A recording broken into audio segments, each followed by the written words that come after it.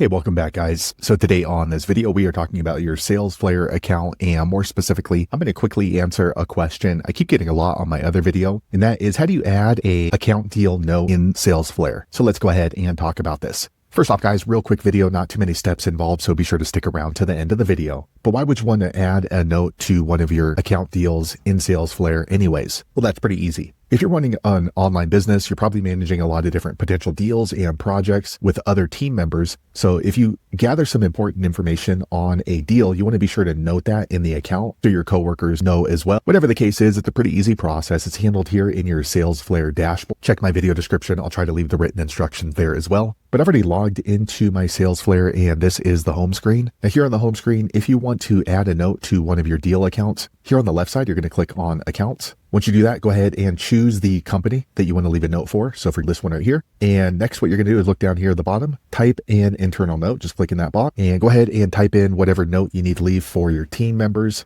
This group of people prefer spicy food and donuts when we deliver. Okay, and then just going to click on, okay, now we have an internal note here. So that way, anybody who shows up to check this account deal, when they click into it, it's going to be listed right here. And that way they're going to know that the group of people for our catering business prefer spicy food and donuts when we deliver. So there you have it, guys. If you're wondering how to leave an account deal note in your Salesflare account, that's the easiest way I know how to do it. If you know an easier way, be sure to leave a comment below. Let the rest of us know how you did it. Hopefully you found that video useful. If so, click thumbs up or maybe consider subscribing to my channel, and I hope to see you on the next video. Thanks again for watching.